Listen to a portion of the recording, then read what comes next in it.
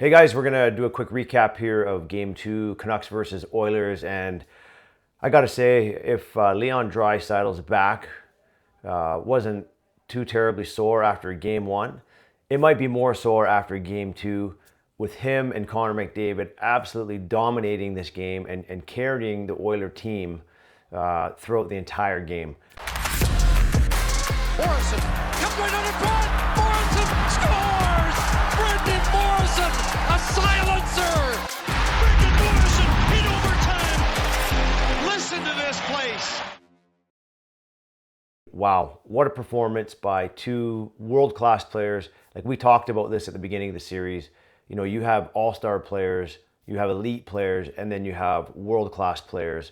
And they put on a performance last night for the ages. And as good as they were, Vancouver still had a chance to win this game and really take a stranglehold on the series. But let's kind of break down what transpired throughout Game 2, and we'll go over the goals. So, you know, I thought Vancouver got off to a really good start, and they get a power play fairly early into the game, and their execution was great. You know, they made some adjustments, it looks like, from Game 1, where the Oilers, I thought, their penalty kill dominated the Canucks power play. But here, Vancouver looked like a team early, midway through the season that had confidence, had poise, were finding seams, and you couldn't have written a better start to Game 2 than the Canucks scoring a power play goal, and no other than Elias Pettersson scoring that goal on a one-time shot off a beautiful feed from JT Miller. So as a Canuck fan, you're thinking, here we go. Like, this is exactly what we needed. We needed a power play goal,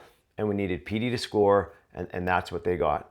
So great start, but, you know, push back from the Oilers, right? They come back, and they get their power play opportunity, and shockingly, they scored, right? I mean, big surprise. I mean, if you look back last year, I think their power play was clicking at 53%.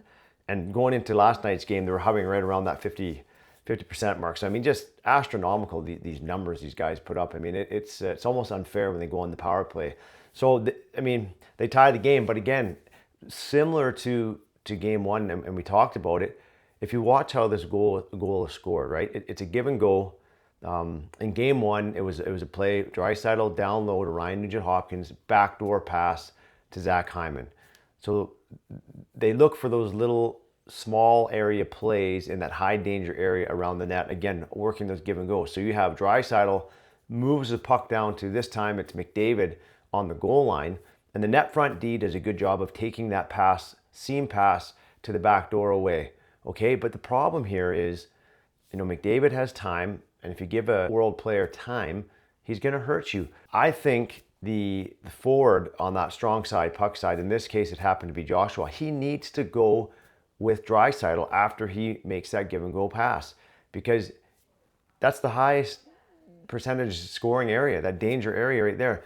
And you let Draisaitl go, now you have a 2-on-1 on that D-man. McDavid makes the play, and it's in the back of the net. You know, I would rather give up that pass from low to high to the point, and I know Evan Bouchard's got a bomb, but I would rather give up that shot from the point, from the blue line, instead of having a 6-7 foot shot from one of the best goal scorers in the National Hockey League, Draisaitl, right in front of the net. I mean, it's something that I think needs to be corrected. So anyways, the game's tied, it's 1-1, and we got an entertaining game.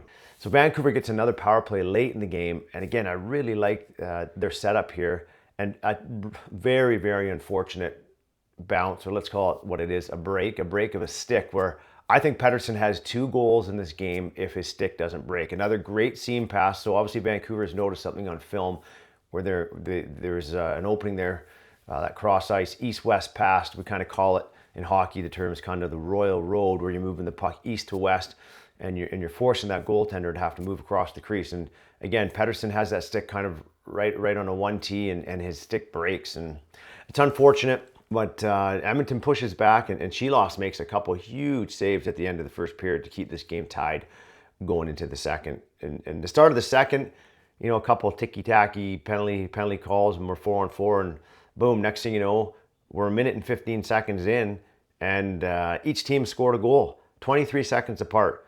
So Vancouver does a great job here in an offensive zone draw, where Miller had a good night in the face-off circle, wins that face-off back to Soucy. And again, it's a simple wrister to the net, right? Not hard. Just getting the puck through to the net. And who else? No other than Brock Besser gets a stick on this puck and makes a beautiful deflection, beats Stuart Skinner, 5-hole, and Canucks are back in the driver's seat. Well, hold on. Not 23 seconds later, right?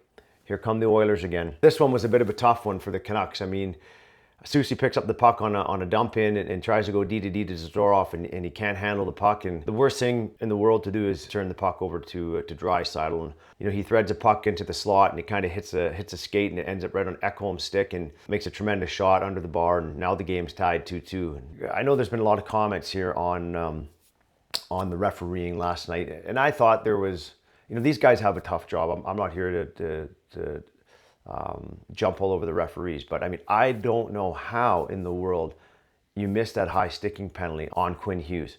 The puck carrier has the puck right on the wall in front of the Oiler bench. So the referees are looking at the puck and the puck carrier. Quinn Hughes goes in to challenge him.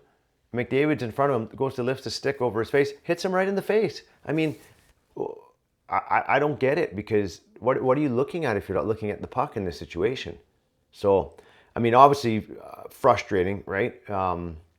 Because one, it's a missed opportunity not only for a minor, it's a double minor. Quinn Hughes is bleeding. But two, the Vancouver power play looked really good, and they were feeling it. So who knows what could happen? It's all hypothetical. I mean, we can't sit here and say that, Vancouver lost the game because they didn't get that power play. I mean, it's just what happens over the course of a game. And you could see Quinn Hughes was pretty visibly upset. They had him chatting with, I think it was Kelly Sutherland, the referee there, when they made him go off the ice because he was bleeding and he had to get that blood contained. And you could see he was pretty animated that they had missed that call. But anyways, you move forward, you move on. And, a few minutes left in the third period, and this guy, we've been talking about him a few times now in the playoffs. He's been a difference maker, and it's like Bobby Zadorov comes flying down the left wing, and this was reminiscent of round one against Nashville, just the other end of the rink.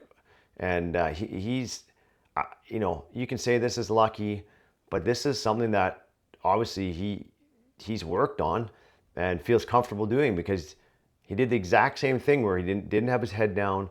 He wasn't trying to bury it into the goalie's pads. And Henrik Lundqvist had a really interesting take last night on these goals. And he said for the life of him, he can't understand when a puck carrier is driving wide and is on a bad angle like that, why goaltenders drop to their knees. And his thought process was maybe they feel uncomfortable or they feel threatened that the puck carrier is going to shoot 5-holing and catch them sliding or moving. So he's like, he just doesn't understand it. And you can see here, Skinner's a big man. He goes down on his knees and he doesn't give up a lot of room. But I mean, there's probably 2-3 inches above his shoulder, and Zadorov puts it in a perfect spot right under the bar.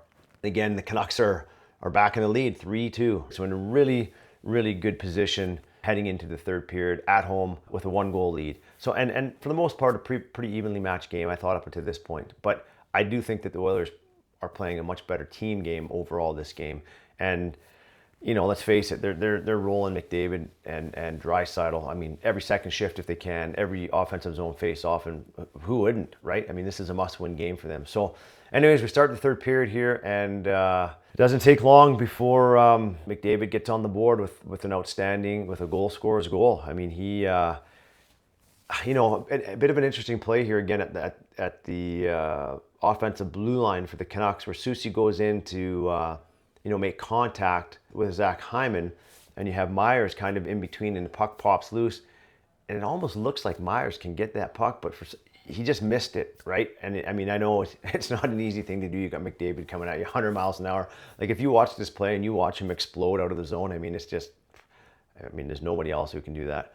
And a couple of Vancouver guys like Mikheyev runs into Soucy, so they have no speed on the back check. McDavid picks up the puck, and he's off to the races. But this is a goal scorer's goal. You watch what he does here. He comes in, he's going 100 miles an hour. As a goaltender, very difficult to match that speed, right? As a goalie, you want to push out at the top of your crease and try to match that puck carrier speed coming back. As Seeloff is doing that, McDavid changes his pace by slowing down. He kind of puts on the brakes, and then he's this backhand, forehand, a quick release shot.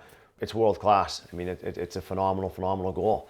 So game's tied 5.5 minutes into the third, and I really felt like Vancouver, it seemed like they became a very, very hesitant and a very, very, a team that didn't have a lot of confidence with the puck all of a sudden. It just seemed like every time they recovered the puck in their zone, instead of trying to get their feet moving or make a tape-to-tape pass, it was chip the puck out. The Oilers would get the puck again in the neutral zone, and they would counterattack, and Vancouver was on their heels the entire third period. They just looked out of sorts. And credit to Edmonton here. I mean, they dominated the third. I mean, the shots ended up 15-2 on net. Artur Silovs was outstanding in the third period. He made some huge saves on the power play, off Hyman, off Ryan Nugent-Hopkins, and Bouchard. I mean, and he held Vancouver in the game and really gave them a chance to win this game by sending it into overtime.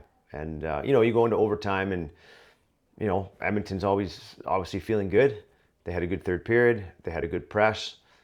They pushed and they had Vancouver on their heels. But, Vancouver goes in and we're like, boys, we're one shot away from winning this game. That's all we need to do. We just need to get, a puck to the net, and anything can happen. So, a little, not tons happening really early on in overtime. It's just more of a direct game. You don't want to make any mistakes. But I've been trying to find out exactly what happened on this play here. But it was interesting. I mean, they showed Rick Tocchet on the bench shortly before the goal was scored, and it almost like he didn't like the matchup on the ice.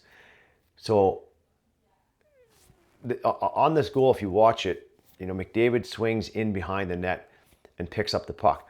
But when he swings and picks up that puck, you can't see a Vancouver player in the offensive zone. There's nobody up ice. So I don't know if there was a line change or if the puck was dumped out of the zone and guys from Vancouver couldn't make a line change.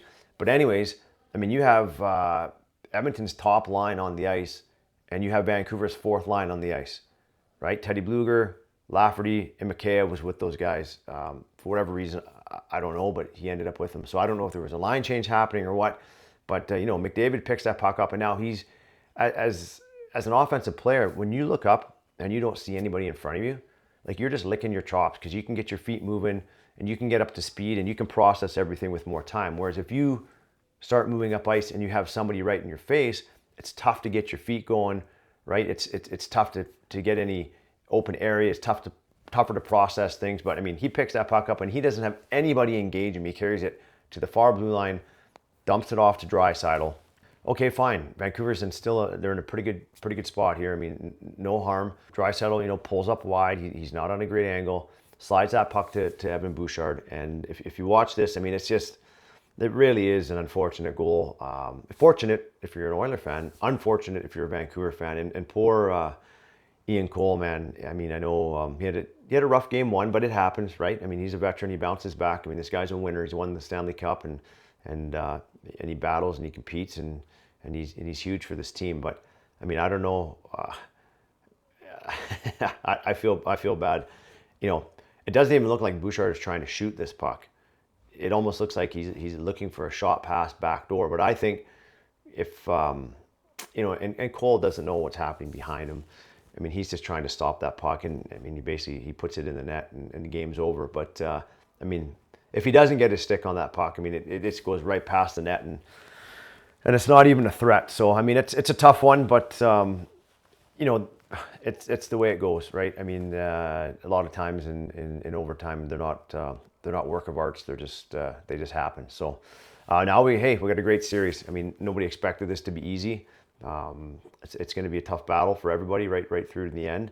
But, last night was a classic case of two world-class players just saying, okay, boys, you're along for the ride tonight. We're gonna take this game over. I mean, I saw some ridiculous stat where I think when McDavid was on the ice last night, shot attempts for the Oilers were like 37-7. I mean, that's just crazy talk. You just don't see things like that. But he was a man on a mission, and you got to give Draisaitl credit too. I mean, here's a guy that was a game time decision, and he's played hurt in the playoffs before, and he's as tough as they come, right? He battles and competes, and those guys are fun to watch. So yeah, I mean that's it right there. Another tight one, right? I mean the Canucks were inches away from really taking a stranglehold on this series, but the Oilers kind of gave themselves a new lease on life here in this series, and heading back to Edmonton now, and we'll see what happens. I mean, it's going to be tight.